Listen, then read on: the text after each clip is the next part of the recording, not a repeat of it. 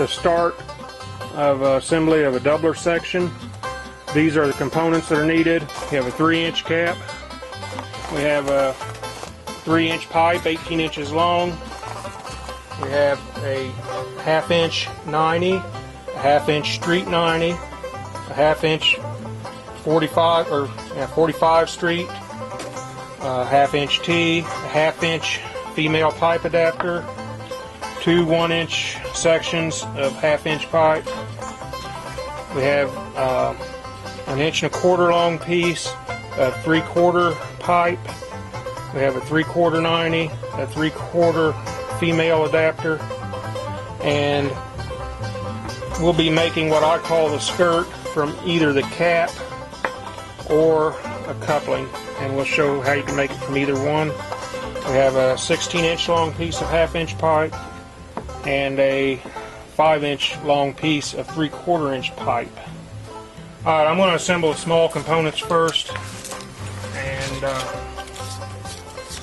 then we'll go to the large items.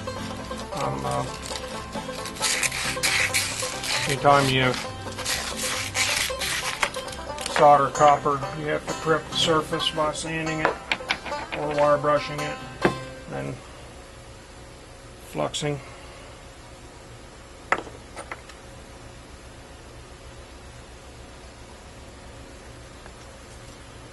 What I do when I assemble these two is to make sure they're in line is set them on a flat surface, and one of those things there fit so tight together you can't hardly get them to move, but you know, if you set them on a flat surface and get them where they don't rock, then you're pretty well in line. There you go. Well, it's going to rock because one's a little higher than the other, but at any rate, it's pretty straight there. Allie's my professional solderer for the small stuff, especially. Except for I'm not in my workstation here. I don't feel all funny doing it here.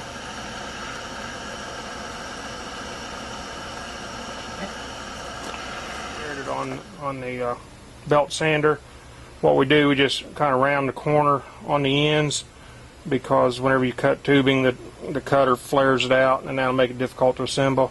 And then I sanded back a little ways on each end for where the solder connection will be. I've done that to both of the pieces that we'll be using on this assembly. And now if you'll go ahead and put this is the drain pipe that we're assembling now. Or, well, that was also what this small piece goes to, is a drain pipe.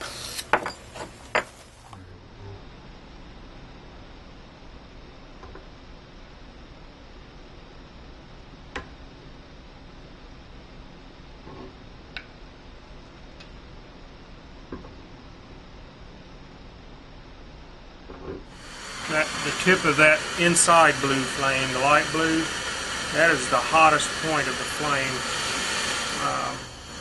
and so that's where you want to touch that, whatever you're soldering, to get the quickest heat transfer. And on the little stuff, you don't want that flame to be too hot. Alright, she's getting ready to solder the T section now. Something we need to point out. The way she's putting this together, these are both pointing out in the same plane. They're both coming perpendicular off of this, and she's eyeballing that particular piece. Mistakes, now that I'm self-conscious. Yeah, I think you moved it. Yeah.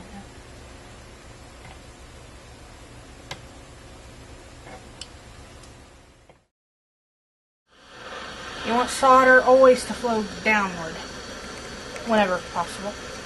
Yeah.